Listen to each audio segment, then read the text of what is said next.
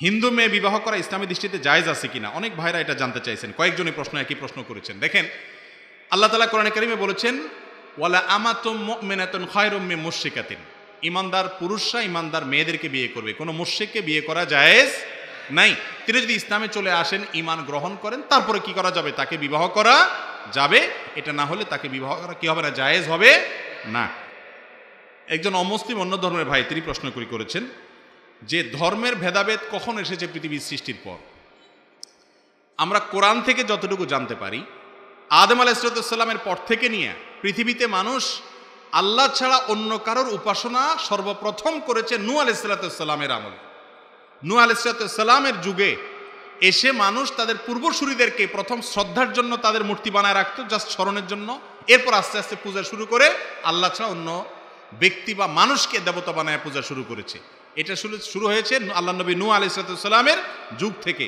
আর গরুর পূজা এটা শুরু হয়েছে মূসা আলাইহিস সালামের যুগে সামিরির মাধ্যমে, যে সম্পর্কে কোরআনে বিস্তারিত বিবরণ আছে বনী ইসরাঈলদের মধ্যে। বর্তমানে টিভিতে ইউসুফ জুলেখার নামে একটি সিরিয়াল প্রচারিত হয়। এই সিরিয়ালে নবী রাসূলের চরিত্রে অভিনয় করা হয়, এটা দেখা জায়েজ হবে কিনা? প্রথম কথা হলো, নবী রাসূলের চরিত্রে কোনো মানুষের জন্য অভিনয় করা জায়েজ নাই, এগুলো গুনাহ। সারা দুনিয়াতে ম্যাক্সিমাম উলামায়ে কেরামের উপরে একমত, নবী রাসূলদের চরিত্র এটা অভিনয় করে প্রকাশ করা, এটা নবী রাসূলের শান বেয়াদবি, সব জিনিস নিয়ে হেলাফেলা না। আর দ্বিতীয়ত হলো, এই সমস্ত এই তথাকথিত ইউসুফ জুলেখা নাম দিয়া আপনার প্রেমের কাহিনী দেখাচ্ছেন, অথচ ইউসুফ আলাইহিস সালাম তিনি অবৈধ রিলেশন, হারাম সম্পর্কের যে অফার পেয়েছেন সুন্দরী মেয়ের তরফ থেকে, জুলাইখার তরফ থেকে, তিনি সেটা গ্রহণ করেছেন নাকি ডিনাই করেছেন? ডিনাই করেছেন। ডিনাই করার কারণে তাকে জেলে যেতে হয়েছে, অপবাদ সহ্য করতে হয়েছে, অত্যাচার সহ্য করতে হয়েছে। তারপরেও তিনি তার চরিত্রে কালিমা লেপন করতে দেন নাই। সেই ইউসুফ আলাইহিস সালামের সাথে এই অবৈধ রিলেশনের আপনার অভিনয় এটা সাজিয়ে যদি মানুষকে দেখানো হয়, এটা নেক্সট সূরাতে শয়তানের অনেক বড় ধোঁকা। যারা মনে করতেছেন নবীর কাহিনী জানতেছি সেজন্য ইউসুফ জুলাইখা দেখতেছি, তারা এর মাধ্যমে সব তো আল্লাহ মাফ করে হওয়ার প্রশ্নই ওঠে না। বরং কোনো কোনো ক্ষেত্রে অন্য সিনেমা দেখলে যে গুনাহ হবে তার সাথে এখানে বেশি হওয়ার ভয় আছে। কথা কি বুঝাতে পারছি? একজন নবীর চরিত্র এটা ফাজলামি করার বিষয় না। দ্বিতীয়ত হলো যে আপনি নবীর ইতিহাস যদি জানেনও, নবীর চরিত্রের ধরেন এখানে কোনো কালিমা দেওয়া হলো না, তারপরেও সেখানে মিউজিক আছে, গান আছে, হারাম যে সমস্ত দৃশ্যগুলো আছে, পর্নারি আছে, সেগুলো আছে না? এগুলোর মধ্যে এগুলো ছাড়া হয় এই সমস্ত সিনেমা? তাহলে এগুলো দেখা মুসলমানের জন্য জায়েজ হওয়ার কোনো সুরত নাই। নেক্সট সুরতে ধোকার মধ্যে পড়বেন না। ছোটবেলায় না জেনে যে বান্দার হক নষ্ট করেছি এবং গীবত, অন্যায় ইত্যাদি করেছি, এখন তার জন্য সে ব্যক্তির কাছে সরাসরি গিয়ে মাপ চাইতে হবে নাকি সরাসরি মাপ ছাওয়া অন্য কোনোভাবে মাপ চাওয়া যাবে? যদি কারোর ইজ্জত নষ্ট করেন, কাউকে অপমান করে থাকেন, শরম দিয়ে থাকেন, গীবত করে থাকেন, তাহলে ওই ব্যক্তির কাছে, বিশেষ করে ইজ্জত নষ্ট করে থাকলে তার কাছে যায় মাপ চাইতে হবে। আর যদি টাকা পয়সা নষ্ট করে থাকেন, ওটা ফেরত দিতে হবে, তাকে না পেলে তার পক্ষ থেকে দান করবেন। আর যদি এগুলোর কোনোটা না হয়, গীবত করছেন, তাহলে উল্টা যায় যদি বলেন, ভাই তোমার পিছনে তোমার সমালোচনা করছিলাম, গীবত করছিলাম, তো বলো কি বলছো, তাহলে বল লাগে, আরেক ঝগড়া হয়ে যাবে ওইটার কারণে। এরকম ভয় থাকলে তার কাছে যায় মাপ চাওয়ার দরকার নেই, তার পেছনে তার জন্য আল্লাহর কাছে দোয়া করবেন, আল্লাহ তাকে মাফ করে দেন। এটা হলো গীবতের কাফারা। আর এর পাশাপাশি আল্লাহর কাছে ইস্তেগফার করবেন, এর মাধ্যমে কি হবে? ইনশাআল্লাহ গীবতের গুনাহ মাফ হয়ে যাবে। আর যদি মাপ চাইলে অসুবিধা না হয় তাহলে চাইতে পারেন। তো আমার প্রশ্ন হলো, দুনিয়াতে যখন অন্য নবীগণ ছিলেন, সে নবীগণের উম্মতের ইবাদতের মাধ্যম কি ছিল? তখন তো নামাজ, রোজা, হজ, যাকাত এই বিষয়গুলো ছিল না। ভাই অন্যান্য নবীদেরকেও আল্লাহ তাআলা নামাজের বিধান দিয়েছেন, রোজার বিধান দিয়েছেন, হয়তো 5 ওয়াক্ত ছিল না, আরো কম বেশ ছিল, রোজা 30টা ছিল না, কম বেশ ছিল। এই ক্যাটাগরির ইবাদত অন্যান্য নবী রাসূলদেরও ছিল। আর হজ এটা ইব্রাহিম আলাইহিস সালাম বাইতুল্লাহ নির্মাণ করেছেন, তারপর থেকেই বিভিন্ন নবী রাসূলদের উপরে সেটাও কি ছিল? নির্দেশ ছিল। এরপরে প্রশ্ন হলো, আমি যদি অমুসলিম থাকা অবস্থায় হারাম উপায়ে প্রচুর সম্পদ উপার্জন করি, কিন্তু পরবর্তী মুসলিম হওয়ার পর এই সম্পদগুলো কি আমার জন্য হালাল হবে? কোনো ভাই নিউ মুসলিম, তিনি অন্য ধর্মে ছিলেন, অন্য ধর্মে যখন ছিলেন তখন তিনি হালাল হারাম বাজ বিচার তো করেন নাই, যেহেতু মুসলমান ছিলেন না।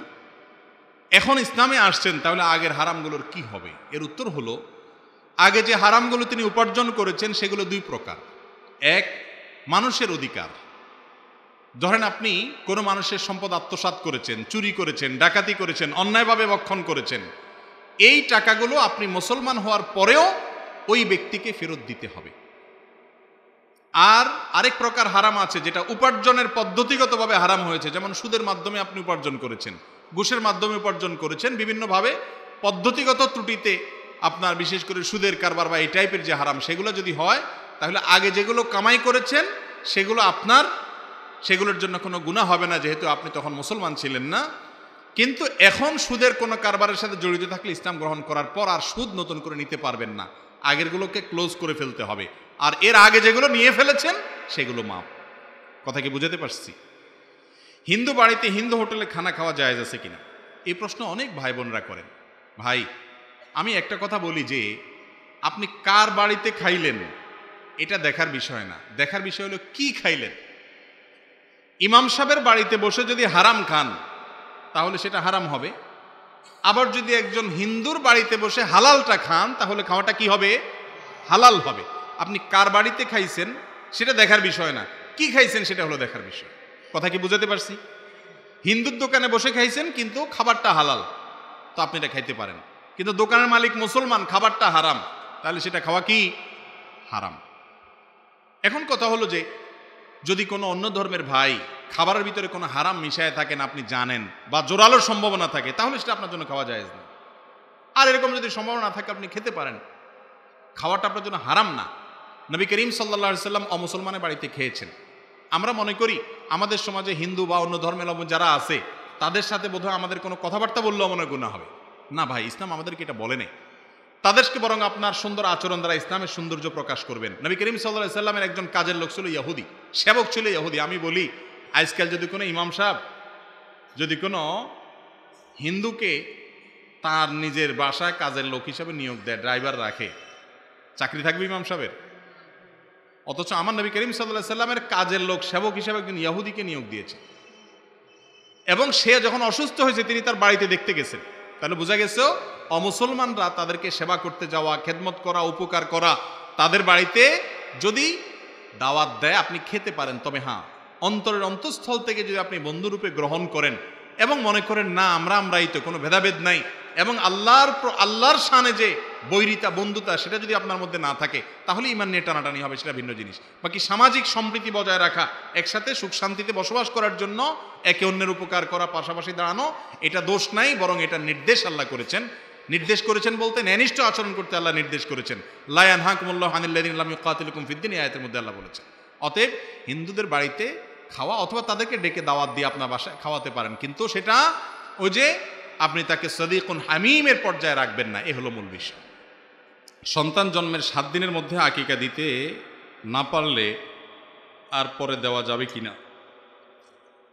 সন্তান জন্মের পর আকিকা দিতে হবে কোন দিনে? 7ম দিনে। প্রশ্নকর্তা ভাই লিখেছেন 7 দিনের মধ্যে দিতে হবে। 7 দিনের মধ্যে বলতে 7ম দিনে দিতে হবে, 6 দিনের দিন না, 5 দিনের দিন না। যেদিন জন্মগ্রহণ করেছে তার 7 দিন পরে না, 7ম দিনে। 7ম দিন মানে কি? যেদিন জন্মগ্রহণ করেছে শিশু সেটাকে 1 ধরে এরপরে 2, 3 গুনতে গুনতে 7 হবে, যে সেই দিনে কি দিতে হবে? আকিকা দিতে হবে। এটা হলো ওই দিনে আকিকা দেওয়াটা হলো সুন্নাত। আর যদি 7ম দিনে দিতে না পারেন, কোন কোন বর্ণনায় 14তম এবং 21তম দিনের কথাও আছে। এই দিনগুলোতেও যদি দিতে না পারেন, অনেক সময় বাবার হাতে পয়সা কড়ি ছিল না, তাহলে সেক্ষেত্রে কি করবেন? বড় হওয়ার পরেও আকিকা দিতে পারবেন, এটাই বিশুদ্ধতর মত। বিভিন্ন সালাফ থেকে বড় হওয়ার পরেও আকিকা দেওয়ার কথা বর্ণিত আছে, যদিও সুন্নাহ হলো 7ম দিনে দেওয়া। সেটা মিস হয়ে গেলে একেবারে না দেওয়ার চাইতে পরবর্তীতে দেওয়া জায়েজ আছে, এবং এটা অনেক সালাফ থেকে প্রমাণিত আমল, যার কারণে বড় হওয়ার পরেও সন্তানের আকিকা দেওয়া যেতে পারে, ইচ্ছাকৃতভাবে বিলম্ব করা উচিত না। আমাদের দেশে আকিকার এই আমলটার ব্যাপারে একটা বিরাট অবহেলা আমাদের আছে। সেটা হলো বিশেষ করে আপনার এই কুমিল্লা, নোয়াখালী, লক্ষ্মীপুর, ফেনী অঞ্চলে যারা একটু প্রবাসে থাকে বেশি, তাদের বাচ্চা কাচ্চা হলে আকিকা দেওয়ার জন্য বলে যে বাপ আসুক তারপরে দেব। আছে না এটা? তো বাপ আসার সাথে তো আকিকার কোনো সম্পর্ক নাই ভাই। আকিকা সময় মতো দিয়ে ফেলতে হবে, বাপ আসুক বা না আসুক। বাপ আসা পর্যন্ত অপেক্ষা করেছেন, সময় চলে গেছে, তাহলে সুন্নতটা ছুটে গেল, একটা বিরাট বড় সওয়াব থেকে বঞ্চিত হলেন, সময় মতো হলো না জিনিসটা। এই জন্য আকিকা 7ম দিনে করবেন, এটা সুন্নাহ। আবার অনেক সময় দেখা যায় যে আকিকার ব্যাপারে আমাদের অনেক ভাইরা আছেন, অনেক মানুষ আছেন, যারা আকিকা এটাকে বলেন যে এটা একসাথে কোরবানির সাথে দেব, কারণ তখন তো পশু জবাই করবো একসাথে, তখন কি দিয়ে দিব? আকিকাও দিয়ে দিব। এটাও সুন্নাহর খেলাফ কাজ ভাই। কোরবানির পর্যন্ত অপেক্ষা করবেন কেন? হ্যাঁ, আপনার সন্তানের আকিকা যদি সপ্তম দিনটা কোরবানি ঈদের দিন হয় তাহলে দেন, ভিন্ন কথা। কিন্তু সপ্তম দিনকে বিলম্ব করতে করতে ইচ্ছাকৃত কোনো বিশেষ ওজোর ছাড়া শেষ পর্যন্ত নিয়ে গেলেন, তাহলে একটা সুন্নাহ ছুটে গেল। এই বিষয়টা আমাদেরকে খেয়াল রাখতে হবে ইনশাআল্লাহ। এরপরে প্রশ্ন হলো, বক্তাদের নামের আগে আল্লামা লাগা জানা যাবে কিনা? বক্তাদের নামের আগে আল্লামা লাগানোটা আমাদের দেশের খুবই বাজে একটা কালচার। আপনারাও লাগাইছেন নাকি পোস্টারে? আলহামদুলিল্লাহ, আপনারা লাগান নাই, ভালো করছেন। আল্লামা বলা হয় অনেক বড় আলেম, বিশাল বড় আলেম, অনেক এলেম রাখেন, মহাজ্ঞানী, হাজার হাজার শত শত আলেমের এলেম আছে যার কাছে, এইরকম মানুষকে কি বলে? আল্লামা বলে। আমাদের দেশে তো আজকাল যে যত বড় বক্তা, যত বেশি শ্রোতা, তার যত সুর দিয়ে ওয়াজ করতে পারে, তাকে আমাদের দেশে মানুষ মনে করে বড় আল্লামা। বড় আল্লামা মানে হলো বড় আলেম। তিনি বড় ভালো বক্তা হতেও পারেন, নাও হতে পারেন। সাধারণত আপনার ভালো বক্তা হলেই তার নামের শুরুতে শুধু আল্লামা না, আগে পরে 1 মাইল 1.5 মাইল লম্বা টাইটেলও লেখে, আছে না নাই? পীরে কামেল, মুর্শিদে মোকাম্মেল, এত লম্বা টাইটেল লেখে সামনে আর পিছনে, যে বেচারার নামই মাঝখান থেকে খুঁজে পাওয়া কঠিন। এই অতিরঞ্জনগুলো ওয়াজ মাহফিল কর্তৃপক্ষ করবেন না।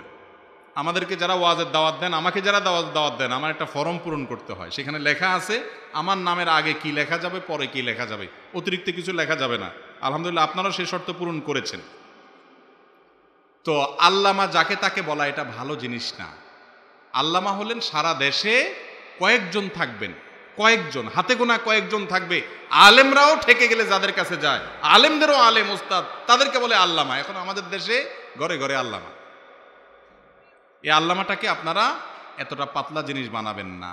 আল্লাহর হস্তে বড় বক্তা হলেই তাকে বড় আল্লামা, বড় আলেম বানায় ফেলবেন না। আলেমকে শ্রদ্ধা করেন, শ্রদ্ধা করতে গিয়ে সীমা লঙ্ঘন করিয়েন না।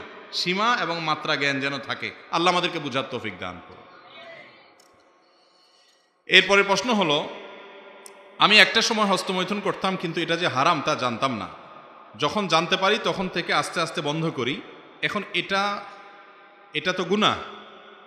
গুনাহ হলে কিভাবে তওবা করব? আর ক্ষতিপূরণ হিসাবে কি করব? বয়স ছিল 16, এখন 20।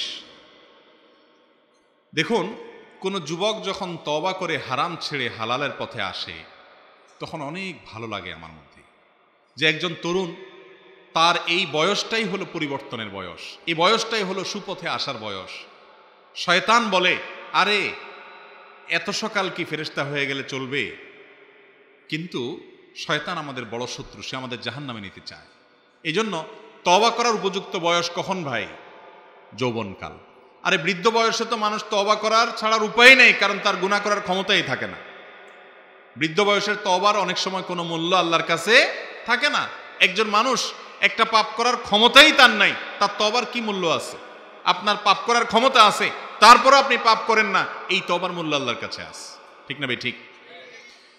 হস্তমৈথুনের এই অপরাধ সম্পর্কে অনেক যুবক, অনেক তরুণ জানে না যে এটা হারাম, এটা গুনাহের কথা। এর কারণে বড় গুনাহ হয়, কবিরা গুনাহ হয়। এটা দুনিয়াকে ধ্বংস করে, আখিরাতকে ধ্বংস করে। আল্লাহ রাব্বুল আলামিন কোরআনে হাকিম স্পষ্ট বলেছেন, ফামান ইবতাগা ওয়ারা যালিকা ফাউলাইকা হুমুল আদুন। মানুষ বৈধভাবে শরীয়ত যেভাবে সিদ্ধ রেখেছে সেই পদ্ধতি ছাড়া তার যৌন চাহিদা পূরণ করলে, যেভাবেই করুক, সেটা হারাম এবং সীমা লঙ্ঘনকারী সে। এই জন্য আগে যদি কেউ এরকম কাজ করে থাকেন, তিনি আগের কারণে লজ্জিত হয়ে আল্লাহর কাছে ক্ষমা প্রার্থনা করতে থাকবেন, ভবিষ্যতের জন্য সংকল্প করবেন আর কখনো এই পাপে যাবেন না। তার এই লজ্জিত হওয়া, সংকল্প হওয়া, পাপের পথ থেকে ফিরে আসা, এই কাজগুলোর মাধ্যমে ইনশাআল্লাহ তিনি তওবাকারী হিসাবে আল্লাহ তাআলা ক্ষমা লাভ করবেন বলে আশা করা যায় ইনশাআল্লাহ। 2-3 বছর বয়সের পর থেকে বাচ্চারা অতিরিক্ত দুষ্টামি করলে আমরা তাদের সাথে কিরূপ আচরণ করলে বাচ্চারা আমাদের কথা শুনবে ও দুষ্টামি করবে না? 2-3 বছর, বরং আরেকটু সামনের দিকে গেলে, 5-6 বছর বয়সে গেলে আজকাল বাচ্চারা অনেক বেশি দুষ্টুমি করে, ঠিক না ঠিক? এবং দুষ্টুমির পরিমাণ দিন যত যাচ্ছে বাচ্চাদের বাড়তেছে না কমতেছে? বাড়তেছে। আমরা ছোটবেলায় বাচ্চাদেরকে এত দুষ্টুমি করতে দেখি নাই, এখন যত দুষ্টুমি করতে দেখি, ঠিক না? এর একটা বড় কারণ হলো বাচ্চাদের হাতে আমরা বিষ তুলে দিয়েছি, সেটার নাম হলো মোবাইল ফোন, স্মার্টফোন। এই স্মার্টফোনে যে সমস্ত কার্টুনগুলো বাচ্চাদেরকে আমরা চালায় দেই তাদেরকে শান্ত করার জন্য, অথবা কম্পিউটারে বা ল্যাপটপে চালায় দেই, এগুলো হলো বাচ্চাদের সব কিছুকে ধ্বংস করার সবচেয়ে বড় তো মরণাস্ত্র। গেমসে বাচ্চারা কি দেখে ভাই বলেন তো? গেমসে বাচ্চারা দেখে হলো ঠুসঠুস করে শুধু মেরে ফেলো সামনে, তাই না? কি দেখে? সব যা সামনে আসে সব কি করে ফেলা, শেষ করে ফেলা। গেমসের মধ্যে কি এরকম কিছু দেখায় যে হারে একটা বাচ্চা কাঁদতেছে, তুমি নিজের খানাটা না খায় তার মুখে তুলে দাও? এরকম কোনো গেম দেখছেন আপনারা আজ পর্যন্ত? কি দেখা গেমসে? টম জেরিরে দৌড়াইতেছে, ঠিক না বে ঠিক? কে কাকে দৌড়াবে, কে কাকে ধরবে, কে কাকে মারবে। আর বিশেষ করে গেমসগুলো সবগুলোর কাজ হলো কি, সামনে যা আছে সব শেষ করে ফেলা, তুমি একা টিকে থাকো, ঠিক না বে ঠিক? তো পোলাপাইন এগুলো দেখতে দেখতে দেখতে ক্রেজি হয়ে যায়, ক্রেজি। চিন্তার মধ্যে ওর অস্থিরতা আসে, ও বদমেজাজ হয়ে যায়, রুক্ষ মেজাজ হয়ে যায়, উদ্ভট আচরণ করা শুরু করে। এবং দেখবেন যে বাসায় কোনো মেহমান আসলেও অনেক সময় অনেক পোলাপাইন এই অযথাই শুধু টুস টুস টুস টুস করে, কারণ সারাদিন ওইগুলা করতে করতে সে ওইটাই শিখছে, ঠিক না বে ঠিক? এই যে বাচ্চার মধ্যে ক্রেজি ভাব, এটার কারণে তারা বাপমার কথা শুনে না, তারা দুষ্টামি করে, তারা জেদ দেখায়, তারা ভাঙচুর করে। আবার অনেক বাপমা আছে, বাপমার পোলাপানের সমস্ত তেজ দেখে তারা মনে করে যে এটা বোধহয় প্রাউড ফিল করার মতো বিষয়, এই জন্য তারা বলে যে বাচ্চা অনেক জেদি, আমার ভাঙচুর করে, মারাত্মক রাগী, মনে করে এটা ভালো গুণ। বাচ্চা যে অসুস্থ এটা বোঝার ক্ষমতা বাপমার অনেক সময় থাকে না। ভাইরা আমার, আমি জানি এ কথা বলে খুব বেশি উপকার হয়তো আসবে না, কিন্তু কিছু মানুষের হয়তো উপকারে আসবে। সেটা হলো আল্লাহর ওয়াস্তে বাচ্চাদের হাতে এই মোবাইল ফোন নামক বিষ তুলে দেওয়া, এই অস্ত্র তুলে দেওয়া থেকে সরে আসেন। সময় থাকতে এখনো সরে আসেন।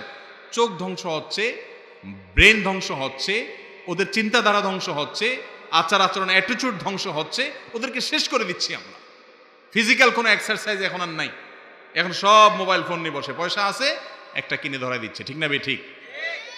এটা দেওয়ার একটা বড় কারণ হলো মা নিজে আসক্ত মোবাইলে ফেসবুকে, বাপ নিজে আসক্ত মোবাইলে ফেসবুকে, তার নিজেরও সময় নেয় বাচ্চাকে সময় দেওয়ার। তো বলে ঠিক আছে, আমি একটা নিয়ে মরতেছি, তোর বাপ একটা নিয়ে মরতেছে, তুই একটা নিয়ে মর।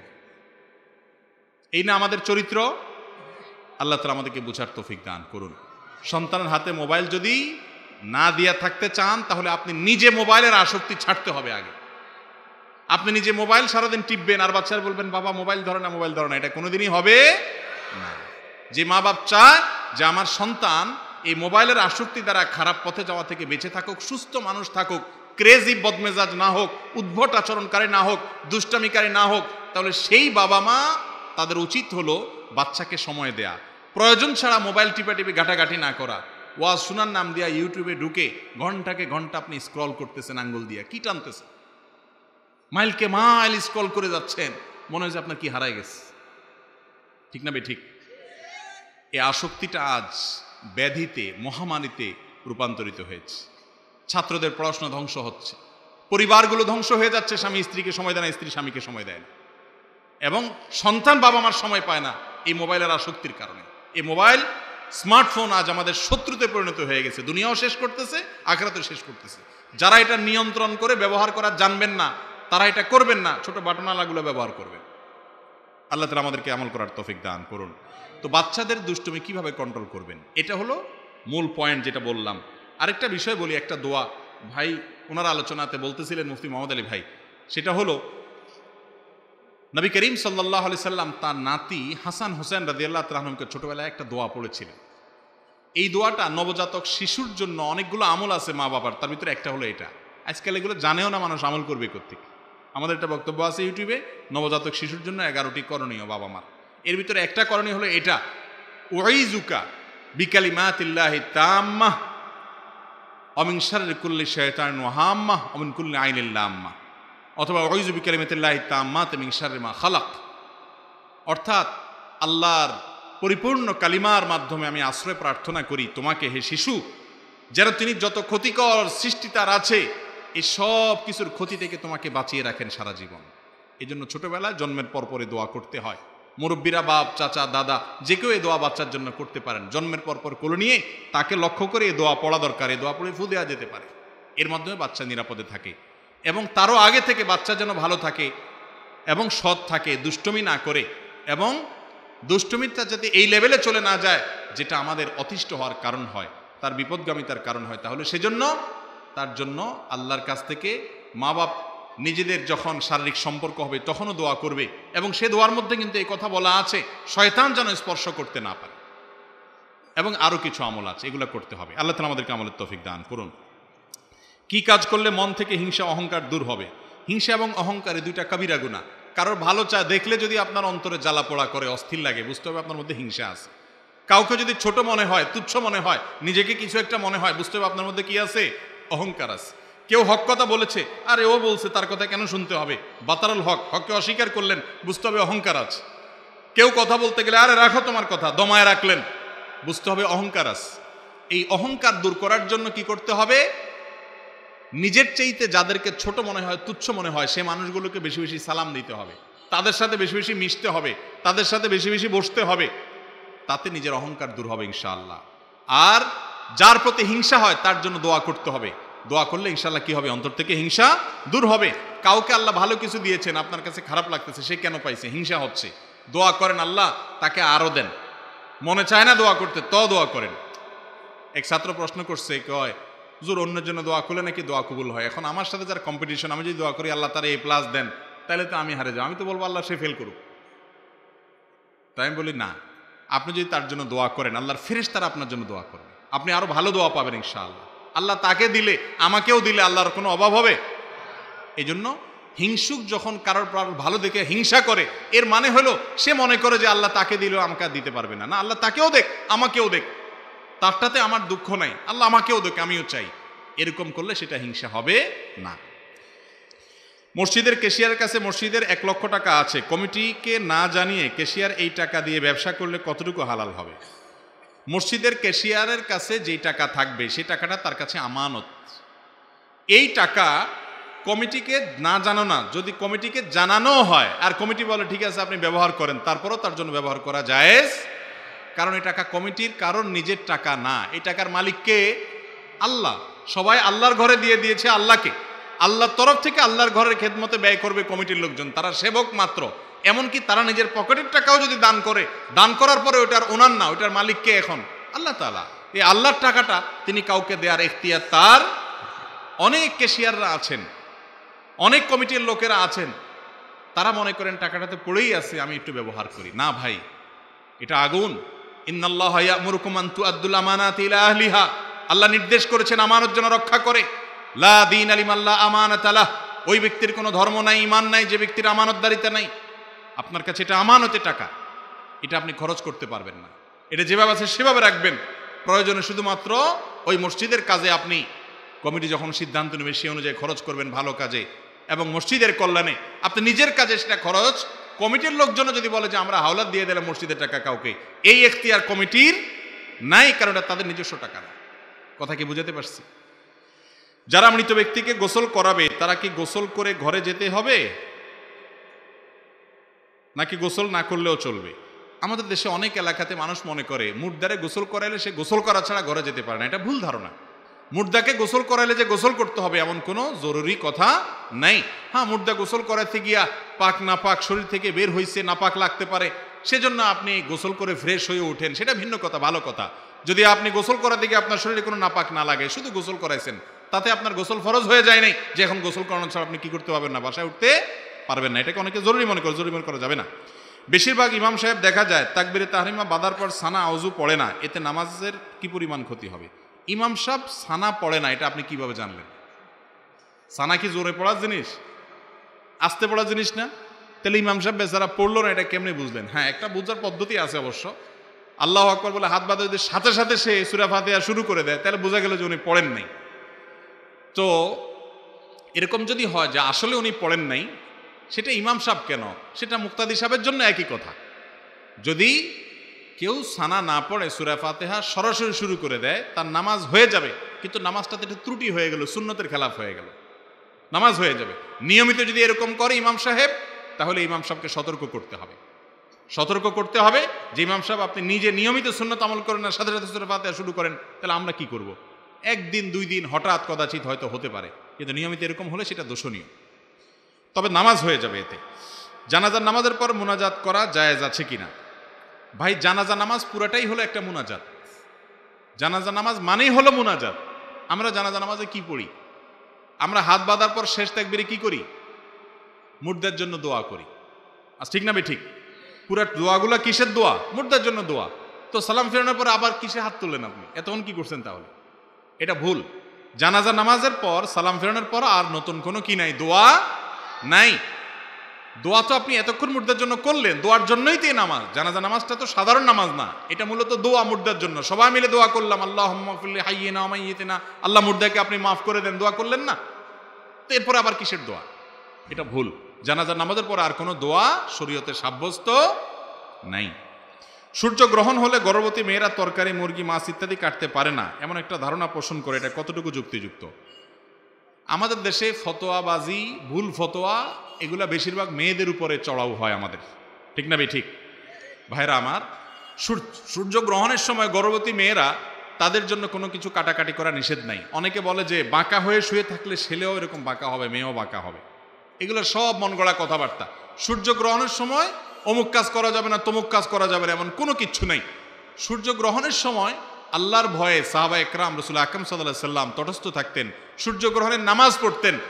এর বাইরে এটা করা যাবে না, ওইটা করা যাবে না, ফল কাটা যাবে না, মাছ কাটা যাবে না, এগুলো কুসংস্কার, এগুলোর কোনো ভিত্তি নেই। আরো বেশি করে কাটবেন। জাকাতের টাকা দিয়ে নলকূপ স্থাপন করা যাবে কিনা? জাকাতের টাকা দিয়া টিউবওয়েল বসাতে পারবেন কিনা? উত্তর হলো, জাকাতের টাকা দিয়া কোনো গরিবের টিউবওয়েল দরকার। একজন গরিব মানুষ, তার টিউবওয়েল নেই, তিনি জাকাতের হকদার, তাহলে আপনি জাকাতের টাকা থেকে টিউবওয়েল আনায়া বসায়া দিতে পারেন। তাকে নগদ টাকা দিলে সে ঠিক মতো বসাইতে পারবে না, বা অন্য কাজে খরচ করে ফেলবে, বুঝবে না। এই জন্য তার পক্ষ থেকে জাকাতের টাকা দিয়ে তাকে টিউবওয়েল বসা দিতে পারবেন। যে টিউবওয়েলের মালিক সে নিজে হবে, অন্য কেউ না, সে মালিক হবে। তার যে ঘর আছে, ঘরের পাশে বসায় দিলেন, তার এরিয়াতে বসায় দিলেন, এটা জায়েজ আছে। কিন্তু আপনি যদি জাকাতের টাকা দিয়ে মসজিদের পাশে একটা টিউবওয়েল দেন, স্কুলের সামনে একটা টিউবওয়েল দেন, মাদ্রাসায় একটা টিউবওয়েল দেন, বা একটা টিউবওয়েল দিচ্ছেন যে সবাই পানি খাবে, এটা জায়েজ নেই। কেন জায়েজ নেই? কারণ জাকাতের টাকা গরিবের হক। মসজিদে, মাদ্রাসা, রাস্তায় বা সবাইকে যখন খাইতে দিবেন, তখন এটা এককভাবে কারোর মালিক হবে না, ধনী গরিব সবাই খাইতে পারবে, ঠিক না ঠিক? ওইটার জন্য আলাদা দিবেন, সেটা হলো সদকা জারিয়া, ওইটাও সওয়াবের কাজ, সবাই খাক, ধনী গরিব সবাই খাক, সেটাও সওয়াবের কাজ, কিন্তু সেটা হলো সদকা জারিয়া। জাকাতেরটা শুধু গরিবকে দিতে হবে, গরিবকে মালিক বানায় দিবেন, তারটা সে অন্যকে দিবে, তার ব্যাপার। কথা কি বুঝাতে পারছি? অতএব কোনো ব্যক্তিকে, ব্যক্তিগতভাবে কোনো অভাবী মানুষকে যদি আপনি টিউবওয়েল বসায় দেন, তার দরকার আছে জাকাতের টাকা দিয়া, এটা জায়েজ আছে। কিন্তু আপনি টিউবওয়েল বসায় দিলেন, অনেক এলাকাতে দেখা যায় 5-7 ঘরের মানুষ সবাই মিলে টিউবওয়েলে পানি খাবে, কমন ভাবে না, এরকম জায়গায় জাকাতের টাকা দিয়ে বসানো জায়েজ নাই। এমনি সাধারণ টাকা দিয়ে বসাতে পারেন, সদকা জারিয়া সওয়াব হবে। এরপরে প্রশ্ন হলো, আত্মহত্যাকারীর হুকুম কি? আত্মহত্যা করা কবিরা গুনাহ। নবী করিম সাল্লাল্লাহু আলাইহি সাল্লাম আত্মহত্যাকারীর জানাজা নিজে পড়তেন না, উনি নিজে পড়তেন না, অন্যদেরকে বলতেন তোমরা পড়ো, আমি পড়বো না। কেন পড়তেন না? যাতে করে অন্য ব্যক্তিরা আত্মহত্যা করার আগে চিন্তা করে। এই জন্য সুন্নত হলো, সমাজের গণ্যমান্য ব্যক্তিরা আত্মহত্যাকারীর জানাজা পড়বে না, ইমাম সাহেব পড়বে না, মুয়াজ্জিন সাহেবকে দিয়ে পড়াবে, যাতে করে অন্যরা কেউ আত্মহত্যা না করে। কারণ ইসলাম আত্মহত্যাকে হারাম করেছে। আত্মহত্যা ওই ব্যক্তি করে যে আল্লাহর রহমতকে বিশ্বাস করে না। যে আল্লাহর রহমতকে বিশ্বাস করে, সে কখনো নিরাশ হতে পারে না, সে কখনো আত্মহত্যা করতে পারে না। আল্লাহর উপরে আস্থা তার থাকতে হবে। কিন্তু আবার মনে রাখবেন, আত্মহত্যাকারী কিন্তু কাফের না, তার জন্য দোয়া করা যাবে কি যাবে না? আরো বেশি করে করতে হবে, কারণ সে পাপ করতে করতে দুনিয়া থেকে গেছে। এই জন্য আল্লাহর কাছে আরো মাপ চাইতে হবে তার পক্ষ থেকে বেশি। কেউ আত্মহত্যা করে মারা গেলে সে যে কাফের হয়ে যায়, ব্যাপারটা সেরকম না, কিন্তু সে পাপিষ্ঠ এবং অপরাধী। কোনো মুসলমান আত্মহত্যা করতে পারে না। আত্মহত্যা করার মানে হলো আল্লাহর রহমতের প্রতি আমার আশা নাই, নাউজুবিল্লাহ, এটা হতে পারে না। ফজরের আজানের পরে মেগাফোন বা ছোট মাইক দিয়ে এলাকার মানুষদের ডাকাডাকি করা যাবে কিনা? আজানটা কিসের জন্য ভাই? নামাজের আগে আজানটা কিসের জন্য? মানুষকে ডাকার জন্য। তো আজানের পরে যদি আবার মাইক দিয়ে ডাকাডাকি করেন তাহলে আজানের মানে কি থাকলো? কথা বুঝেন নাই? আজানের পরে যদি আবার মাইক দিয়ে মানুষকে ডাকেন তাহলে তো আজানের কোনো ভ্যালু থাকলো না। আজানের পরে আর মাইক দিয়ে এভাবে ডাকাডাকি করবেন না। যেটা হতে পারে যে একজন শুয়ে আছে, আসার সময় বললেন যে হ্যাঁ নামাজে আসো, এটা বলতে পারেন। আশপাশের লোকজনকে মুখ দিয়ে এমনি ডেকে আসলেন, সেটা ঠিক আছে। কিন্তু মাইক দিয়ে আজানের মতো করে আবার এরকম হাঁকতে হাঁকতে ডাকলেন, এটা আজানকে অর্থহীন করে দেয়, এটা আজানের শানের খেলাফ হয়, এটা করবেন না, এটা করা ঠিক না। এরপরে প্রশ্ন হলো, 5 কালেমা মুখস্থ না থাকলে কি জাহান্নামী হবে? খুব সুন্দর প্রশ্ন। আপনাদের সবার 5 কালেমা মুখস্থ আছে তো? নাই? সর্বনাশ ভাই। 5 কালেমা কি কি আছে? কালিমায়ে তাওহীদ, কালিমায়ে শাহাদা, কালিমায়ে তয়্যিবা, কালিমায়ে তামজিদ, আর কি? কালিমায়ে রদ্দে কুফর। এই 5 কালিমা। নামও তো ভালো করে মিলাতে পারি না, ওনার হেল্পে মিলাইছি। তাহলে বোঝা গেল যে এই 5 কালিমা আলাদা আলাদা মুখস্থ করতে হবে এমন কোনো বিষয় জরুরি না। এই 5 কালিমার বিশেষ করে কালিমায়ে তাওহীদ, তামজিদ যা বলতেছে ঘুরে ফিরে একই জিনিস। সেটা কি? আল্লাহর একত্ববাদে বিশ্বাস করা, আল্লাহকে মাবুদ হিসাবে স্বীকৃতি দেওয়া, অন্তরে অন্তঃস্থল থেকে বিশ্বাস করা, এবং রাসূল করিম সাল্লাল্লাহু আলাইহি সাল্লামকে আল্লাহর নবী রাসূল হিসাবে স্বীকৃতি দেওয়া, তার আনুগত্য করা।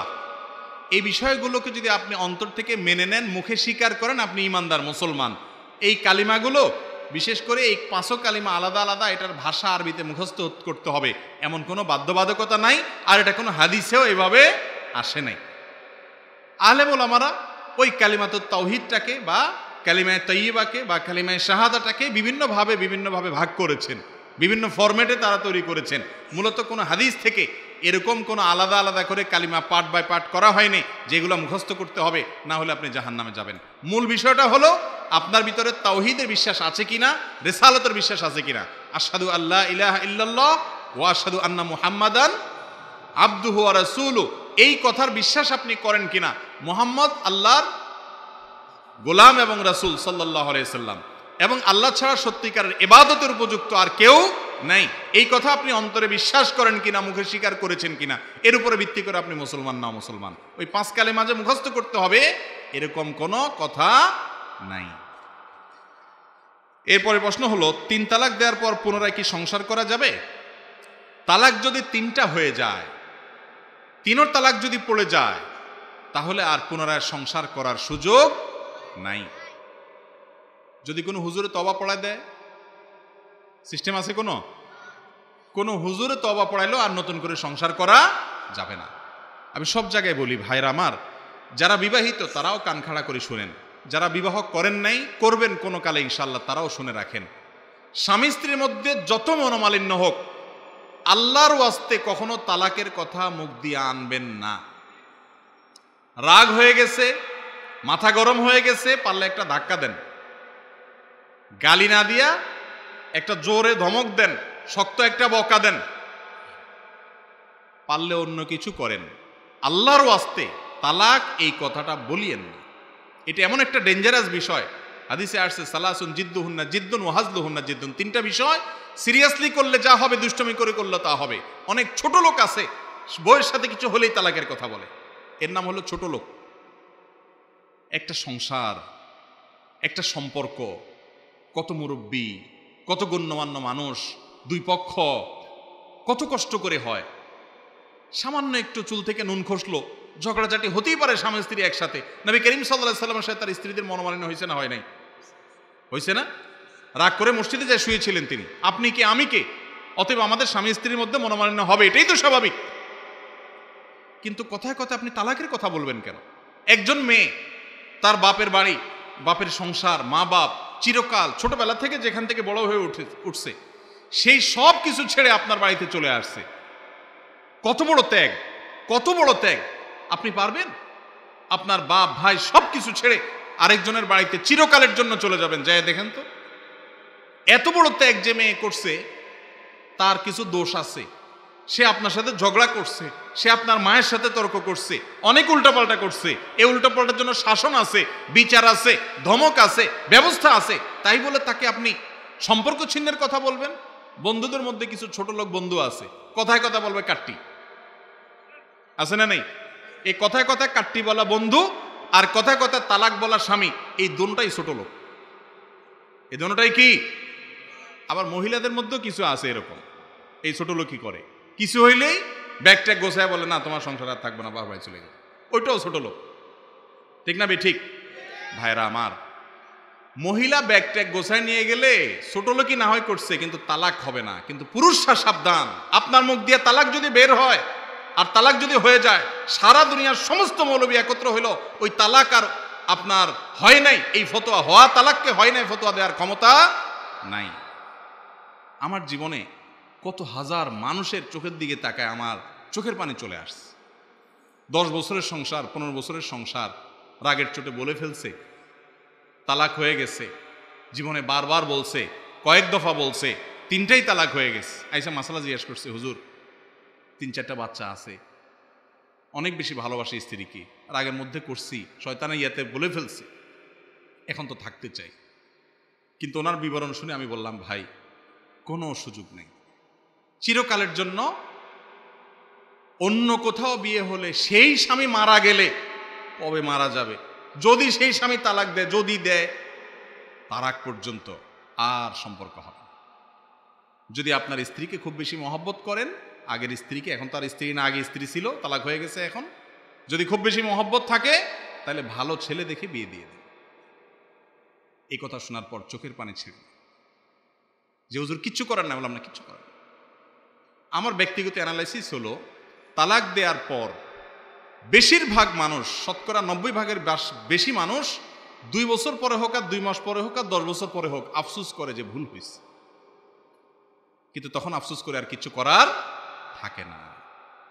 এই জন্য বলি, তালাকের বিষয়টাতে আল্লাহর ওয়াস্তে হিসেব করে তালাক দিবেন। আবার আপনাদেরকে একটা ভুল ফতোয়া কিছু মানুষ দিবে, বলবে যে রাগের মাথায় তালাক হয় না, এই জন্য যখন মেজাজ গরম হবে ধুমসে বউরে তালাক দিবেন, আবার ঠান্ডা হয়ে গেলে বলবেন না রাগের মাথায় তালাক হয় না। ভাই, তালাক কি মহব্বতের চোটে দেয় মানুষ? ভালোবাসার চোটে বলে যে আমি মহব্বতের চোটে তোমাকে তালাক দিলাম, এরকম কেউ আছে? আরে ভাই, তালাক তো দেয় রাগের মাথা, রাগের মাথা যদি তালাক না হয় তাহলে দুনিয়াতে কোনো তালাকই তো হবে না। হ্যাঁ, রাগ যদি এই লেভেলের হয় যে রাগের চোটে আপনার সেন্সলেস হয়ে গেছে, আপনি কি বলছেন নিজেও জানেন না, এইরকম মাতাল টাইপের রাগ হয়ে গেলে সেটা ভিন্ন কথা। সাধারণ রাগে তালাক দিলে কি হবে? তালাক হবে। সারা দুনিয়ার ওলামা একরাম একমত হয়ে পারে, কোনো আলেমের দ্বিমত নেই। অতএব আল্লাহর ওয়াস্তে কখনো স্ত্রীর সাথে রাগের মুহূর্তে মাথা গরম করে তালাক দিয়ে দিবেন না। ঠান্ডা মাথায় ভাববেন, যদি মনে হয় যে না এর সাথে গড় করবো না, ঠিক আছে, আপনি গড় করিয়েন না, কেউ জোর করবে না আপনাকে। একজন ভালো আলেমের কাছে যা বলেন, হুজুর কোনোভাবে সম্ভব না আর গড় করা, এখন বলেন কি করব। হুজুর আপনাকে এমন একটা পলিসি বলে দিবে, এমনভাবে তালাক দেওয়ার শিখাবে, ওই তালাক দেওয়ার পর আপনি চাইলে 10 বছর পরেও আবার তার সাথে সংসার করতে পারবেন, সিস্টেম আছে। আর আপনি আপনার মন মতো উল্টাপাল্টা তালাক দিয়ে দিবেন, এরপর হুজুর চাইলেও আর কি করা যাবে না, ফেরত নেওয়া। অনেক লোক তালাক দিয়ে এসে কান্দে, হুজুর আল্লাহর কাছে মাফ চাইছি, আর জীবনে করবো না, অনেক তওবা করছি। উনি মনে করে এটা গুনাহ করে তওবা করার মতো। আমি বলি, ভাই একটা ছুরি আইনে আপনি আমার বুকে ঢুকাই দিলেন, দেওয়ার পরে এরপরে জিব্বা কামড় দিয়ে বলছেন হুজুর সরি, উফ আমি শেষ। কিন্তু এরপরে আপনি যত সরি বলেন আমারও জিন্দা হব আমি। ভাইরা আমার, তালাকটা এরকম, আল্লাহর হস্তে কথায় কথায় তালাক বলবেন না, ঠিক আছে তো ইনশাআল্লাহ? খুব সাবধান থাকেন, আর যা করেন বললাম তো 2টা ধাক্কা দেন, কিন্তু তালাক দিয়েন না, খুব ডেঞ্জারাস। অনেক সময় ধামা চাপা দেন, কোনো হুজুরের ফুসলা ফাসলা যদি তালাকের মাসালা ঘুরায় নেন, আল্লাহর ভয় না থাকে কোনো মৌলবীর, জেনা ঠিকই হবে, সম্পর্ক গড়ে উঠবে না। এই জন্য তালাক 3টা হয়ে গেলে আর ফেরত আসবেন না। হজ পালনের নির্দিষ্ট বয়স সীমা আছে কিনা? হজ কত বছর বয়সে পালন করতে হবে ভাই? কত বছর বয়সে? কোনো বয়স আছে হজের? কিন্তু আমাদের দেশে এক শ্রেণী মানুষ মনে করে যে এখনো হজের বয়স হয় নাই, ঠিক না ভাই ঠিক? আবার অনেকে মনে করে যে এই বয়সে হজ করে ফেললে কেমনে হবে, আরো তো কত কাজ বাকি আছে, আকাম কুকাম করা বাকি আছে, এই তো বয়সে হজ করে ফেললে কি হবে? আমি বলি ভাই, হজ করে ফেললে আর আকাম করা যাবে না, এটা কি বলছে আপনাকে? এ মাসালা কোন মৌলবী শিখাইছে আপনারা যে হজ করলে আর আকাম করা যাবে না? আরে আকাম তো কখনোই করা যাবে না, হজ করার আগেও না পরেও না। হজ করলে আর করা যাবে না তার মানে কি হজ না করলে করা যাবে না? এটা ভুল কথা। এই জন্য হজের কোনো বয়স নাই। হজ ফরজ হয়ে গেছে সাথে সাথে করে ফেলবেন, আমাদের বাংলাদেশে মানুষ হজ করতে যায় বুড়া বয়সে। মনে করে কি জানেন, অনেক মানুষ মনে করে সরকারি চাকরি করব, দুর্নীতি করব, 2 নম্বরই করব, টিন চুরি, গম চুরি, 2 নম্বরই যা আছে সব করে এরপরে বুড়া বয়সে রিটায়ারমেন্টে যাইয়া হজে যায় কান্নাকাটি করে সব সাদাগুলারের কালো, কালোগুলারের সাদা বানায় ফেলে। এটা ভুল ধারণা ভাই। মানুষের হক, হজ একটা না, যদি একটার উপরে 10টাও করেন, মানুষের হক যেগুলো নষ্ট করেছেন, দুর্নীতি করেছেন, এগুলো মাফ হবে না ওই টাকা দান করে দেওয়া বা মালিকদেরকে ফেরত দেওয়া ছাড়া। এটা হজে কুলাবে না ভাই। এই জন্য হজ দেরি করবেন না, অযথা সারা জীবন আঁকাকুঁকা করে অপেক্ষা করতেছেন যে বুড়া বয়সে আপনি হজ করবেন না, এটা করা উচিত না। হজ ফরজ হওয়ার সাথে সাথে করতে হয়। টাকনুর নিচে পায়জামা বা লুঙ্গি পরলে নামাজ হবে কিনা? টাকনুর নিচে যদি পায়জামা বা লুঙ্গি পরেন তাহলে সেক্ষেত্রে নামাজ হয়ে যাবে, কিন্তু এটা কবিরা গুনাহ। আবু দাউদের একটা হাদিস আছে, যে ব্যক্তি টাকনুর নিচে পোশাক পরে তার নামাজ কবুল হয় না। হাদিসের সনদটা দুর্বল, সহিহ না, যার কারণে এই হাদিসের সনদ দুর্বল মুহাদ্দিসদের অনেকের মতে। সেই কারণে আমরা এটা বলবো না যে টাকনুর নিচে নামাজ পড়লে নামাজ হবে না, কিন্তু জামা পড়লে নামাজ হবে না, কিন্তু টাকনুর নিচে যদি পোশাক পরেন, অর্থাৎ জুব্বা লুঙ্গি, অনেকে প্রশ্ন করে যে হুজুরদের যে জুব্বা অনেক সময় টাকনুর নিচে যায়, ওইটা জায়েজ আছে কিনা? তাই বলে হুজুরদের জন্য আলাদা কোনো কি নাই মাসালা। বিশেষ করে মিডিল ইস্টে যারা থাকেন, সৌদিদেরকে দেখেন যে তারা এমন জুব্বা পরে টাকনুর নিচে আরো চলে যায়, ঠিক না? তো তাদের জন্য কি আলাদা মাসালা আছে? ওইটাও হারাম। লুঙ্গি পরলে যেমন হারাম হবে, জুব্বা পরলেও কি হবে? হারাম হবে পুরুষের জন্য। এরপরে প্রশ্ন হলো, অনেক তরুণকে দেখা যায় ইসলাম প্রচার করতে। একজন সাধারণ শিক্ষিত মানুষ কি ইসলাম প্রচার করতে পারে? দেখেন, ইসলাম প্রচারের দায়িত্ব আল্লাহ তাআলা শুধুমাত্র আলেমদেরকে দিয়েছেন, ব্যাপারটা এরকম না। আল মুমিনুন ওয়াল মুমিনাত বাদুহুম আউলিয়া ও বাদ ইয়ামুরুনা বিল মা'রুফ ওয়া ইয়ানহাউনা আনিল মুনকার। মুমিন নারী পুরুষ সবাই একে অন্যের পরিপূরক, সবাই সৎ কাজের আদেশ দিবে, অসৎ কাজের বাধা প্রদান করবে। যে যতটুকু জানবে সে ততটুকু বলবে। একজন সাধারণ মানুষ তিনি দিনের কাজ, দিন প্রচারের কাজ করতে পারেন, যতটুকু জানেন ততটুকু তিনি করবেন। কিন্তু একটা বড় অভাব আজকাল দেখা গেছে, সেটা হলো অনেক জেনারেল শিক্ষিত বা সাধারণ শিক্ষিত ভাইরা ইসলাম প্রচার করতে গিয়ে দেখা যায় তারা আলেম ওলামাদের সাথে কোনো সম্পর্ক নাই, কোনো পরামর্শ নাই, কোনো বুদ্ধি নেওয়া নাই, কোনো সোহবত নেওয়া নাই, যার কারণে তারা বিভ্রান্ত হন, বিভ্রান্তিমূলক কথা বলেন। এক বক্তাকে দেখলাম বলতেছে মুসা আলাইহিস সালাম উনি নাকি মার্ডার কেসের আসামি ছিলেন। মানে মূল ঘটনাটাকে কিভাবে বললেন, একবার স্পষ্ট, ডাইরেক্ট, বিরাট বড় দায়ী। আবার বলতেছে ওয়াজাদাকা দাল্লান ফাহাদা, রাসূলকে আল্লাহ তাআলা বলেছেন আপনাকে আমি দল পেয়েছি, এরপরে হেদায়েত দিয়েছি। দল শব্দের অর্থ করেছে, আমি নিজে কানে শুনেছি যে আমি আপনাকে, হে রাসূল, আপনাকে আমি পথভ্রষ্ট পেয়েছি, আপনি পথভ্রষ্ট ছিলেন। রাসূল সাল্লাল্লাহু আলাইহি ওয়াসাল্লাম কি পথভ্রষ্ট ছিলেন? নাউজুবিল্লাহ। দলাল শব্দের অর্থ যে শুধু পথভ্রষ্ট নয়, আরো অনেক হয়। নবীদের শানে যে কি শব্দ ব্যবহার করতে হয় এগুলোর সময় আমরা বুঝি না। এগুলোর বড় কারণ হলো সোহবত এবং সাহচর্য ছাড়া দিন শিখি বলে। আমরা আজকাল মাইক সামনে পাইলে সবাই বক্তা, সবাই আলেম। দাওয়াতের এই কাজ আমি নিজে করতেছি আজ 22 বছর। এখনো পর্যন্ত মুরব্বীদের কাছে, বড় বড় আলেমদের কাছ থেকে, সিনিয়রদের কাছ থেকে পরামর্শ নেই, শোনার চেষ্টা করি। সব বিষয়ে কথা বলি না যে বিষয় আমার বলার জিনিস না। আর সেখানে আমাদের অনেক তরুণ ভাইরা দেখা যায় মুসলিম উম্মার করণীয় কি, আলেম সমাজের কারেকশন শুরু করে দেয়। ভাইরা আমার, মাত্রা জ্ঞান থাকা উচিত। অনুসারীর সংখ্যা দেখে মাথা নষ্ট হয়ে যাওয়া উচিত না। আল্লাহ তাআলা আমাকেও হেদায়েত দান করুন, আমাদের সব ভাইকে হেদায়েত দান করুন। বিশেষ করে আমরা যারা তরুণ দাওয়াতের কাজ করছি, এমন আলেম হলেও, মাদ্রাসা পড়ুয়া হলেও তাদেরও উচিত সিনিয়র ওলামাদের সাথে সম্পর্ক রেখে, তাদের সাথে পরামর্শ করে, তাদের সাথে কানেকশন রেখে তারপর যোগাযোগ করে আগানো। আজকাল এরকম অনেকে বাইর হয়েছে যে তাদের নিজেদের কোনো যোগাযোগ করার প্রয়োজন হয় না। আমি নিজে ব্যক্তিগতভাবে এরকম একজন দায়ীকে ফোন করেছি, বারবার ধরে না, মেসেজ দিছি, জবাব নাই। আরেকজনকে দিয়ে ফোনে কথা বলাইছি যে আমি কথা বলতে চাই, কোনো জবাব নাই। অর্থাৎ আলেমদের সাথে যে একটু পরামর্শ করা দরকার। আমি নিজের সেদে দেখলাম যে এত বড় ভুল করতেছে, ব্যক্তিগতভাবে তাকে একটু নসিহত করি, না, নসিহত নিতে রাজি না। তো আল্লাহ তাআলা আমাদেরকে হেদায়েত দান করুন। এরকম যদি আমরা বিশৃঙ্খল কাজ করতে থাকি, ভুলভাল কাজ করতে থাকি, তাহলে দিনের লাভের চাইতে ক্ষতি বেশি হবে। আল্লাহ তাআলা আমাদের বোঝার তৌফিক দান করুন। ভাইরা আমার, রাত অনেক হয়েছে, আমার মনে হয় প্রশ্ন উত্তর থাকুক আজকে, নাকি না? ফজর তো পড়তে হবে ভাই, কি বলেন? তো আপনারা উঠা বসা করতে পারবেন না তো? কয় পারবো? কি কয় সেটাও বোঝে না, কি শুনে সেটাও বোঝে না। কিরে ভাই, আমি কি বলছি নি আপনি পারতেন না? আপনার তো ঠ্যাং আছে, আপনি পারবেন। অধিকার নিয়ে নিছে আরই যে আপনার কথা আপনি কোন, আমাকে আমরা করুন। আচ্ছা, আরো কয়েকটা প্রশ্ন উত্তর দিয়ে আমরা শেষ করি। জি, কোনো মানুষের ছবি ঘরের ভিতরে আলমারি বা ব্রিফকেসের ভিতরে রাখা যাবে কিনা?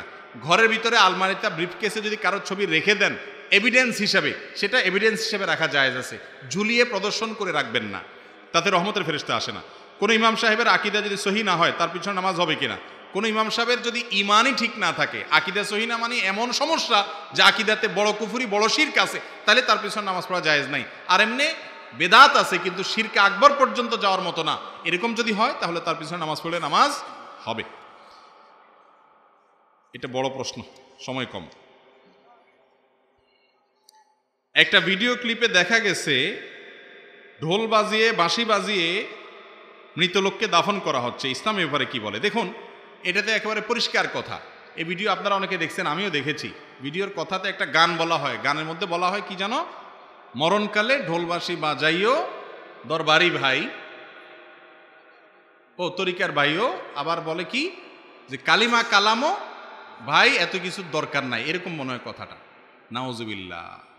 নামাজ কালাম দরকার নাই, কালিমা জিকির আজকার আল্লাহর নাম এগুলোর দরকার নাই, ঢোল বাঁশি বাজাতে বাজাতে কবর দিও, এগুলো দরবারি ভাই। এটা ভণ্ড যে সেটা বোঝার জন্য তো কোনো আলেম হওয়ার দরকার নাই, আপনারাও বুঝতেছেন, ঠিক না? ঠিক। যে বাদ্যযন্ত্র, এটাকে নবী করিম সাল্লাল্লাহু আলাইহি সাল্লাম হারাম করেছেন। সূরা লোকমানের 6 নম্বর আয়াতের ব্যাখ্যা এটাকে হারাম করা হয়েছে। সহিহ বুখারীতে নবী সাল্লাল্লাহু আলাইহি সাল্লাম বলেছেন 4টা জিনিস হারামকে মানুষ হালাল মনে করবে, তার মধ্যে একটা হলো মাজামির বাদ্যযন্ত্র, সেটা বাজাতে বাজাতে বললে দাফন করা হয়। আপনি দিনের বেলা জীবদ্দশায় আপনি এগুলা হারাম কাজ করছেন ভিন্ন কথা, একটা মানুষের মরার পর আল্লাহর সঙ্গে সাক্ষাৎ করতে যাচ্ছে তখন বলতেছেন কালিমা কালাম দরকার নাই, আল্লাহর নাম নিয়ে বিসমিল্লাহ পড়ে বিসমিল্লাহ আলা সুন্নাতে বা মিল্লাতে রাসূলুল্লাহ বলে কবর রাখার দরকার নেই। আপনি বলতেছেন যে ঢোলবাসি বাজায়া তাদেরকে ইয়ে করতে হবে। এই তরিকার ভাইয়েরা আমাদের জাহেল ভাই, তাদেরকে বুঝাইতে হবে ইসলাম সম্পর্কে তাদের কোনো ধারণা নাই। এইরকম হারাম কাজকে যদি কেউ হালাল মনে করে তাহলে তো ঈমান নিয়ে সন্দেহ দেখা দিবে। কত বড় কপাল পড়া হলে এটা হতে পারে যে মরার সময় মানুষ এটা দোয়া করবে, তার জন্য দোয়াও নসিব হয় নাই, ডোল তবলা পিটাতে পিটাতে শয়তানদের খুশি করতে করতে দুনিয়া গেছে। এরপর প্রশ্ন হলো, আমি দাড়ি রেখেছি কিন্তু অনেকে আমাকে নিয়ে ঠাট্টা বিদ্রুপ করে, এখন আমার করণীয় কি? দেখুন, দাড়ি রাখা ভালো কাজ, এটা ওয়াজিব। যদি কেউ ঠাট্টা বিদ্রুপ করে, আপনি ধৈর্য ধারণ করলে একটা সুন্নত আদায় হবে। আমাদের নবী করিম সাল্লাল্লাহু আলাইহি সাল্লামকে ঠাট্টা বিদ্রুপ করে নাই কাফেররা? না বুঝা মুসলমান যারা দাড়ির কারণে বিদ্রুপ করে, এই বিদ্রুপ বা ঠাট্টা করলে ঈমান পর্যন্ত চলে যেতে পারে, এত ডেঞ্জারাস একটা বিষয়। অতএব নিজে রাখতে পারেন না, কেউ রাখলে আল্লাহর রাস্তায় এটা নিয়ে হাসি তামাশা করবেন না, বিদ্রুপ করবেন না। অনেক সময় বন্ধু বান্ধবরা দুষ্টামি করে, দুষ্টামি করার জিনিস না এটা, সব জিনিস নিয়ে দুষ্টামি করতে হয় না, এটা গুনাহ। এরপরে প্রশ্ন হলো, সিজদা বড় করতে গিয়ে ভুলে যাই প্রথম না দ্বিতীয়, প্রথম সিজদা অল্প তাসবিহ পড়ে দ্বিতীয় সিজদা লম্বা করা যাবে কিনা? এটা সুন্নাহর খেলাফ হবে ভাই। সুন্নাত হলো সিজদা প্রথমটা একটু দীর্ঘ হবে, দ্বিতীয়টা একটু কম দীর্ঘ হবে, প্রথম রাকাতের চাইতে দ্বিতীয় রাকাতে একটু শর্টে হবে, এটা হলো সুন্নত। আপনি যদি দ্বিতীয়টারে বড় করেন তাহলে এটা সুন্নতের কি হবে? উল্টা হবে। সুন্নতের উল্টা হলে আপনি সেটা সওয়াব থেকে বঞ্চিত হলেন। প্রথমটাকে একটু লম্বা করবেন, লম্বা করলে আপনার স্মরণ থাকে না, তো স্মরণ রাখার জন্য নিজের সাথে লড়াই করতে হবে। এরপরে প্রশ্ন হলো, ছোট বাচ্চা পেশাব করলে কাপড় চেঞ্জ করে নামাজ পড়লে নামাজ হবে কিনা? হবে। অনেকে মনে করে ছোট বাচ্চা গায়ে পেশাব করলে পুরো শরীর গোসল করতে হবে, এমন কোনো কথা নাই ভাই। যে কাপড়ে লাগছে শুধু ওই জায়গাটা ধুয়ে ফেললেন, কাপড়টা চেঞ্জ করলেন বা কাপড় ওই জায়গাটা ধুয়ে ফেললেন, তাতে আপনার নামাজ হয়ে যাবে। দুজন ব্যক্তি আছে, তাদের একজন তরিকত মারিফত ইত্যাদি প্রচার করে এবং দুজনেই জামাতে নামাজকে অবজ্ঞা করে, চায়ের দোকানে বসে সাধারণ মানুষকে গোমরা করে, এখন আমাদের করণীয় কি? এ ভাইদেরকে বুঝাবেন যে নামাজ ছাড়া কোনো মানুষ নিজেকে মুসলমান দাবি করার নৈতিক অধিকার, নামাজ ছাড়া যদি আল্লাহর ওলি হওয়া যাইতো তাহলে রাসূল আকরাম সাল্লাল্লাহু আলাইহি সাল্লামের জীবনের শেষ মুহূর্তে দুইজন সাহাবীর কাঁধে ভর করে পাও টানতে টানতে নামাজ পড়তে আসতেন না। কোরআনে এতবার আল্লাহ নামাজের নির্দেশ করতেন না। বোঝা গেল এগুলো সব ইসলামের নামে ভণ্ডামি এবং বিভ্রান্তি। আল্লাহ আমাদের ভাইদেরকে হেদায়েত দান করুন। বিয়ের সময় মেয়ের বাবা থাকলে উকিল বাবা দেয়া যাবে কিনা? কোনো বাবার কথা ইসলাম আমাদেরকে বলে নাই, খবরদার। বিয়েতে কোনো উকিল বাবা না। কিসের আবার উকিল বাবা? উকিল মানে প্রতিনিধি। উকিল মানে কি? নিজের আসল বাবা থাকতে আবার কিসের প্রতিনিধি? পানি থাকতে আবার কিসের তায়াম্মুম? এটা ভুল। এই কাজগুলো করার কারণে বহু অনাচারের রাস্তা খোলে। যার বিয়েতে যে উকিল বাবা থাকে কোনো মহিলার বিয়েতে উকিল বাবা থাকলে মনে করে যে তার সাথে দেখা দেওয়া জায়েজ। আসলে কি তাই? উকিল বাবা যদি গায়রে মাহরাম হয় তার সাথে দেখা দেওয়া জায়েজ হবে? কোনো উকিল বাবাটা নাই, বিয়েতে কোনো উকিল লাগে না, এটা কুসংস্কার। ছেলে যদি বড় থাকে তার বাবা থাকবেন, মেয়ে থাকে তার বাবা থাকবেন, বাবা না থাকলে তার বড় ভাই থাকবে, তার দাদা থাকবে, তার চাচা থাকবে, একজন গার্ডিয়ান থাকবে পুরুষ, বাস যথেষ্ট। কোনো উকিল বাবা টাবার বিধান ইসলামে নাই। আস্ত বাবা বসে আছে কা উকিল বাবাকে, কি আজগবি কথা চিন্তা করেন। দাহা বাবা, আপনি বাপ বসে আছেন, আপনার সামনে যদি আরেকজনের উকিল বাবা, আপনার তো ইজ্জত লাগার কথা। আর ছেলে হোক মেয়ে হোক আপনারও তো ইজ্জত লাগার কথা। আমার আস্ত জন্মদাতা বাপ বসে আছে, আমি বলে আরেক বেটারে বাপ বলতাম, রুচিতেও তো বাধার কথা, ইসলাম এরকম কোনো কথা। কিন্তু আজকাল বিয়েতে উকিল বাবা ছাড়া বিয়ে হয় না। যুবকরা আপনাদের বিয়েতে বলবেন কোনো উকিল বাবাটা পায় না, নকল বাবা নেই, আসল বাবা আছে। আমার বাপে আমারে বিয়ে দিবে, আমার বাপে আমাকে বিয়ে দিবে, আমার বাবা আমার দায়িত্বশীল, কিসের আবার উকিল বাবা? এটা কুসংস্কার আমাদের সমাজে, এটা তুলতে হবে, বিদায় দিতে হবে এটাকে। এরপরে প্রশ্ন হলো, ইমামের পেছনে সূরা ফাতিহা মুক্তাদি সম্পন্ন করার আগে ইমাম রুকুতে চলে গেলে মুক্তাদির করণীয় কি? তাড়াতাড়ি করে শেষ করে চলে যাবেন। ইমাম তো এমন হবে না যে আপনি মাত্র আলহামদুলিল্লাহ শুরু করছেন আর বেটা রুকুতে চলে গেছে, এরকম কি হবে? হবে কিরকম? যে আপনি হয়তো ইহদিনাস সিরাতাল মুস্তাকিম, সিরাতাল মুস্তাকিমে গেছেন এই পর্যন্ত, বিশেষ করে সিররি নামাজে বিশেষ করে। হ্যাঁ, জাহরি নামাজে তো ইমাম সাহেব যখন সূরা পড়বে তখন আপনি কি করবেন? অবশ্যই শুনবেন। যদি এটা নিয়ে অনেকগুলো, 3টা মত আছে প্রসিদ্ধ, দীর্ঘ আলোচনা এখন করবো না, অন্য সময় করেছি। স্বামী যদি মারা যায় তাহলে স্ত্রী 4 দিন আগুনের কাছে যেতে পারে না, এ নিয়ে হাদিস কি বলে? এটা হলো ভুয়া হাদিস, এটা জাল হাদিস, এটা কোনো সত্য কথা না। স্বামী মারা যাওয়ার পরে স্ত্রী 4 দিন কেন? সে চাইলে ওই দিনই আগুনের কাছে যেতে পারে, চুলা জ্বালাতে পারে, কোনো অসুবিধা নাই। তবে হ্যাঁ, আত্মীয় স্বজন প্রতিবেশী তাদের উচিত হলো তাকে রান্না করতে না দিয়ে তার জন্য খাবার পাঠানো, এটা তাদের দায়িত্ব। কিন্তু উনি যদি আগুনের কাছে যান তাতে কোনো অসুবিধা নাই। বিভিন্ন সামাজিক অনুষ্ঠানে যেমন খাতনা, বিবাহ ইত্যাদি অনুষ্ঠানের মাধ্যমে নগদ অর্থ কিংবা কোনো উপহার গ্রহণ করা ইসলামী শরীয়তে কতটুকু জায়েজ? এ বিষয়ে বহুবার উত্তর দিয়েছি আমি, তারপর আপনাদের এলাকা আবার আপনারা নতুন করে প্রশ্ন করেছেন, ভালো করে শুনে রাখেন। বিবাহ, আকিকা, তারপরে যে আরও এই জাতীয় যত অনুষ্ঠান আছে, এই সমস্ত অনুষ্ঠানে মানুষকে দাওয়াত দিয়া টেবিল চেয়ার নিয়ে নির্লজ্জের মতো টাকা পয়সা উপহার কালেকশন করবেন না। এটা খুবই নিকৃষ্ট একটা কাজ, খুবই নিকৃষ্ট একটা কাজ।